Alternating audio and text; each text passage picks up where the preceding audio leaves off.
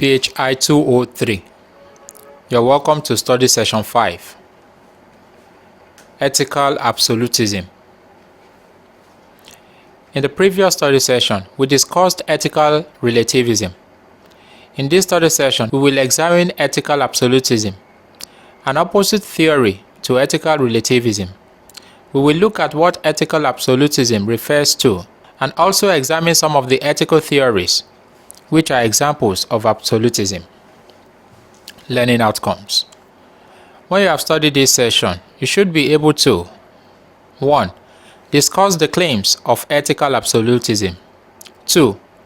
State other ethical positions that are related to ethical absolutism. Ethical absolutism. When a thing is said to be absolute, it means such a thing is unquestionable, unequivocal, definite, unchangeable, rigid, or final. Going by the word absolute, therefore, absolutism, which is the root word of the ethical idea that is our focus in this study session, is a position in ethics that holds that morality has certain rigid, unquestionable, and unchangeable codes, which are necessarily true whether or not people follow them. While passing ethical judgment, we do not usually ask whether people are from our society or not before we praise or condemn their actions. In other words, it is our general belief that morality is not culture or society bound. We therefore, most of the times, view moral norms as applicable to all people everywhere and which cannot be changed depending on the issue at hand, the likely consequence of the action, and so on. This idea in ethics is referred to as ethical absolutism. In most cases, the ontological theories are absolutist theories. So also are certain religious moral rules. For example, Kant's categorical imperative, which is an example of the ontological theory, does not give room for exceptions when considering moral issues. Similarly, adherents of Christianity hold that it is always wrong to steal, irrespective of the purpose or the reason behind the act. Ethical positions in relation to absolutism. Absolutism can be a form of another position in ethics, known as ethical objectivism. In this sense, correct moral standards are believed to be independent of people's beliefs, cultures, societies, and periods of time. It is held that moral codes has a life of its own and that this has nothing to do with whether or not people know and follow it. On another note, ethical absolutism can also be a form of ethical universalism. Ethical universalism is an idea in ethics which posits that the same moral code applies to all people everywhere. It is argued that although different people sometimes follow different ethical codes, it is only those who follow the correct moral codes that are right. Therefore, those who follow some other ethical codes apart from the correct one are wrong. Universalists sometimes write as though such correct moral codes can be discovered, even though they don't always show us how to discover such correct moral code or codes. Meanwhile, some of the positions in absolutism will henceforth be examined. The divine command theory of morality. The divine command theory holds that an action is right if and only if God commands it, and that an action is wrong if God forbids it. Therefore, the question of what is moral and what is immoral is a question of what God asks us to do and what God commands us not to do. When God allows a thing according to the divine theory, then such a thing or act is morally acceptable. In the same vein, when God commands a form of action or behavior, such is regarded as being obligatory. Adherents of this position hold that God has the authority to determine what is morally acceptable and what is morally forbidden for us, because we humans are His creatures and all that we live to enjoy come from Him.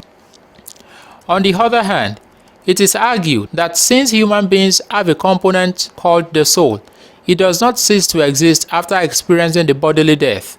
Man will therefore return to God after dying in this world, and so he will be rewarded if he has acted in obedience to God's commands, but will be punished if he has acted against God's commands. Importantly, however, it is argued that God requires that his instructions be strictly adhered to.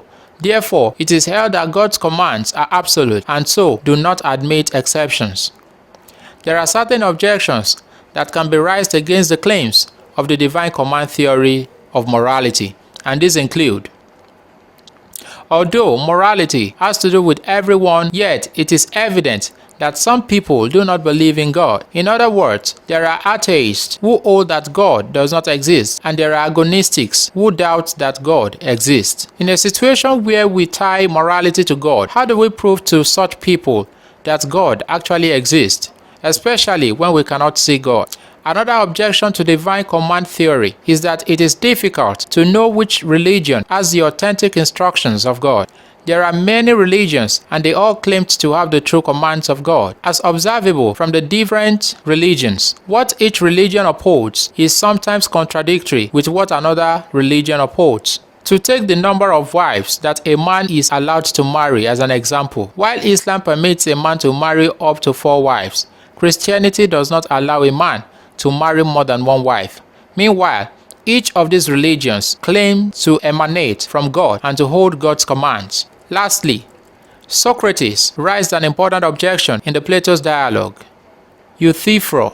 According to this objection, it can be asked whether those actions commanded by God are right simply because God commands them, or whether God commands them because they are right. If one affirms the first part of this dilemma, then a critic can argue that that means that God's commands are arbitrary and that this implies that even a heinous act like torture, rape, and murder could be right if God commanded them. If one agrees, however, that God commands those actions because they are right, then a critic will argue that in that case, we do not need God to discover which actions are right and which actions are wrong. Meanwhile, an answer to this objection is that although those actions are right objectively, it however takes a super intelligence like God to discover and command them. The natural law moral theory. The natural law moral theory is a form of moral absolutist theory which holds that just like we have natural physical laws, we also have natural moral laws. For example, it is a physical law of nature that whatever is thrown up falls and comes down. Even this law of gravitation is known in Africa, which explains why ever, before their contact with the West, Yoruba people have been saying "Lala to roke, ile lo n bo," which means however high a thing goes up, it will eventually come down. In essence, natural moral law theorists are of the view that there are natural moral laws which apply to everyone, everywhere, and those laws are immutable and incorrigible. Epictetus, a member of a school of philosophy founded by Zeno around 300 BC, is an important natural moral law theorist. He was a Stoic who advocated a form of conformation to nature. He posited that just like we are, Thomas Aquinas is also another remarkable theorist who advocated that what is morally good is that which is natural. Aquinas was a philosopher in the medieval period of philosophy. He was a church father and a notable philosopher.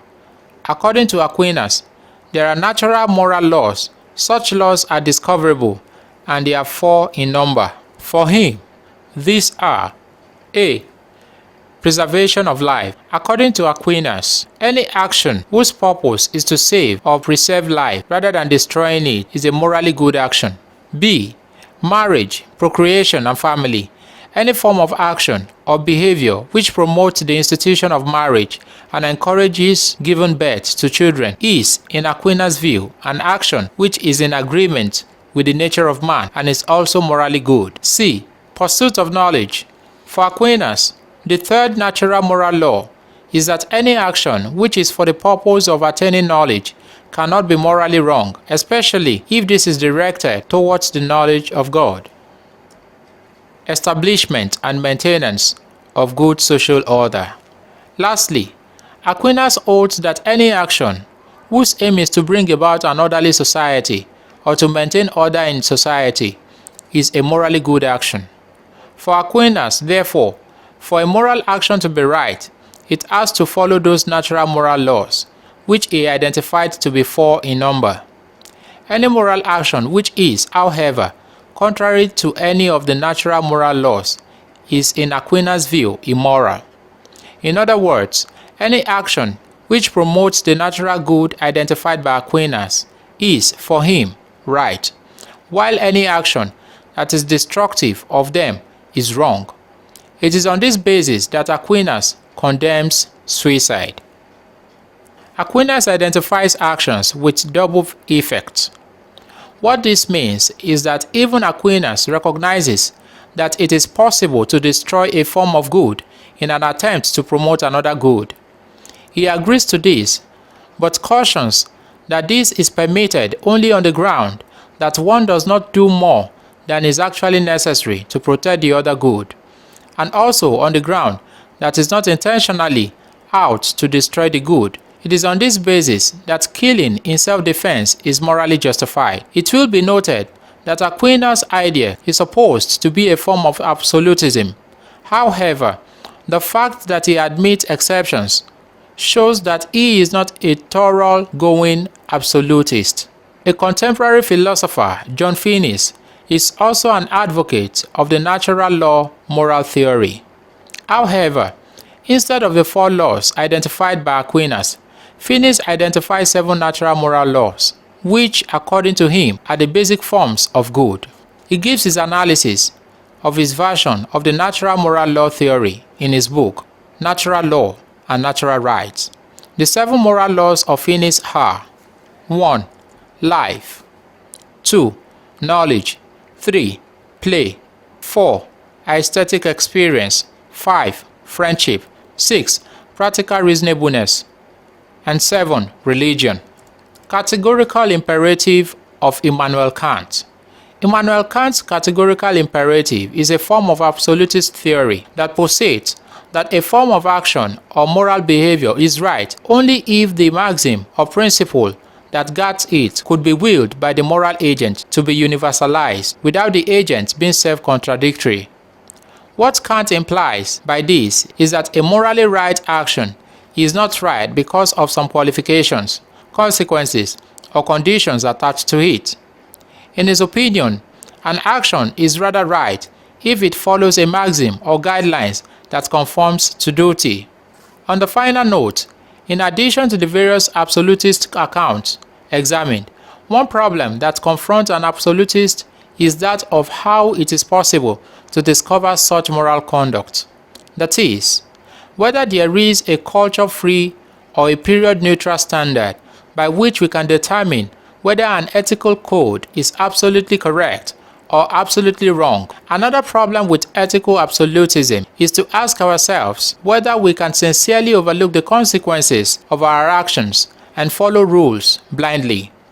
For example, if a hired assassin asks a woman where her husband is, can it ever be appropriate for her to tell him the truth and get her husband killed?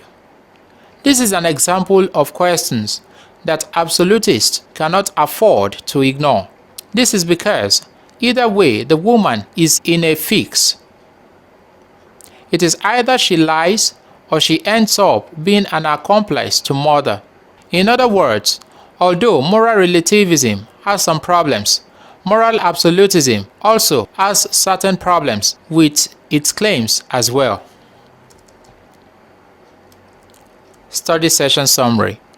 In this study session, we looked at an ethical position that is different from ethical relativism. Ethical absolutism, while we mentioned in the study session, is a position in ethics that holds that actions are either totally and always wrong or right. For ethical absolutism, the rightness or wrongness of an action goes beyond the action itself. This accounts for the reason why a bad action can never be said to be good or acceptable simply because it is known to have a good consequence or effect. Also, according to ethical absolutism, the situation surrounding an action does not matter. Therefore, ethical absolutist theories usually follow rules to determine the rightness or wrongness of moral actions. We have now come to the end of study session 5. Thanks for listening.